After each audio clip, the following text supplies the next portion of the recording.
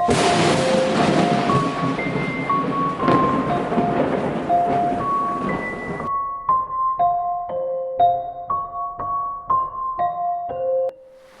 आपको लगता है कि लाइट हाउस में काम करना आरामदायक होता है? लेकिन असल ज़िंदगी में उतना ही खौफनाक और डरावना होता है। यहाँ पे डरावनी लहरें जो 30-40 फीट लाइट हाउस को घेर लेती है। रात को लाइट हाउस में भयानक दिल दहला देने वाले तूफान और डरावने समुंदर की आवाज़ का सामना भी करना पड़ता है। इसलिए कहते हैं कि यहाँ की नौकरी किसी चुनौती से कम नहीं है। लाइट हाउस अक्सर सुनसान आइलैंड या समंदर के बीचों बीच बनाए जाते हैं, जहाँ किसी का आना जाना इतना आसान नहीं होता है। अमेरिका के फ्लोरिडा राज्य में अटलांटिक महासागर से लड़ता हुआ बीचों बीच खड़ा है सेंट ऑगस्टिन लाइट हाउस। 1824 में सबसे पहले यहाँ लकड़ी का लाइट हाउस बना था। फिर 1874 में नया पत्थर का विशाल लाइट हाउस खड़ा किया गया और उसका नया ढांचा तैयार हुआ। समुद्र में जहाज़ों को राह दिखाने के लिए यह टावर बनाया गया था, ताकि जहाज़ इस खतरनाक किनारे से टकराकर ना डूबे। लेकिन इस लाइट हाउस ने जितनी जिंदगियां बचाई, उतनी ही जिंदगियां निगल भी ली। कहते हैं यहाँ की दीवारें आज भी बच्चों की हंसी, नाविकों की चीख और एक गुमशुदा लाइट कीपर की आहटें समेटे हुए है। यहाँ पे एक बहुत दुखद ऐतिहासिक हादसा हुआ था। साल 1874 में जब नया लाइट हाउस बन रहा था, उस वक्त यहाँ एक भयानक हादसा हुआ था। लाइट हाउस के सुपरवाइजर की 3 छोटी बेटियाँ पास के रेल ट्रॉली पर खेल रही थी।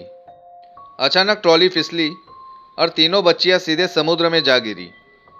लोगों ने बचाने की कोशिश की, लेकिन देखते ही देखते तीनों बच्चियाँ पानी में डूबकर मर गई। तब से कहा जाता है कि उनकी आत्माएं अब इसी लाइट हाउस में भटकती है और उनकी हंसी और फुसफुसाहट अब भी सुनाई देती है। 1859 में यहाँ के पहले लाइट हाउस कीपर बने थॉमस ग्रिफिथ। उसे ये नौकरी एक सुनसान समुद्री टापू पर मिली थी। वो एक साधारण इंसान था, लेकिन उसे इस सुनसान और खतरनाक जगह पर काम करना पड़ा। दिन भर तूफानों और समुद्री लहरों से जूझना और रात को इस 165 फीट ऊंचे टावर में अकेले बैठकर जहाज़ों को राह दिखाना। थॉमस दरवाज़ा बंद करते हुए खुद से बुदबुदाता है, बस यही अब मेरा घर, समुद्रों के बीचों बीच, और कोई साथी नहीं। लेकिन इस जगह की खामोशी जल्द ही उसके लिए मौत से भी ज़्यादा डरावनी बन गई थी। पहली रात का पहला अनुभव। रात के 12 बजे थॉमस रात को ड्यूटी पर था। हाथ में लालटेन लिए सीढ़ियाँ चढ़ रहा था। अचानक पीछे से लड़कियों की खिलखिलाहट की आवाज़ें आई। थॉमस रुकता है, सांस तेज होते हुए पूछता है, कौन है वहाँ? उसने लालटेन घुमाई, लेकिन सीढ़ियाँ खाली थी। सिर्फ ठंडी हवा का झोंका उसके चेहरे पर पड़ा। थॉमस माथे पर पसीना पोंछते हुए खुद से बड़बड़ाते हुए, यहाँ कोई आ ही नहीं सकता, तो ये बीच समुद्र में कौन है? किसकी आवाज़ थी? लेकिन सीढ़ियों से किसी के पैरों की आवाज़ फिर से गूंज रही थी। थॉमस कांपती आवाज़ में कहता है, ये तो संभव नहीं है। यहाँ पे कोई कैसे आ सकता है? ऐसा कहकर वो अपने कमरे में चला जाता है। अब थॉमस को रोज़ कुछ अजीब महसूस होने लगा। एक रात थॉमस अपने कमरे में बैठा डायरी लिख रहा था कि अचानक दरवाजे पर दस्तक हुई। थॉमस घबरा कर पूछता है, कौन कौन है? उसने दरवाज़ा खोला। बाहर सिर्फ अंधेरा, लेकिन तभी पीछे से बच्चों के पैरों की आवाज़ें, जैसे कोई सीढ़ियाँ भागकर ऊपर आ रहा है। थॉमस कांपते हुए आँख फैलाकर, हे भगवान! वो लालटेन लेकर ऊपर भागता है और सीढ़ियों के टॉप पर उसने देखा कि एक लड़की की परछाई थॉमस को घूरते हुए वहीं बैठी थी।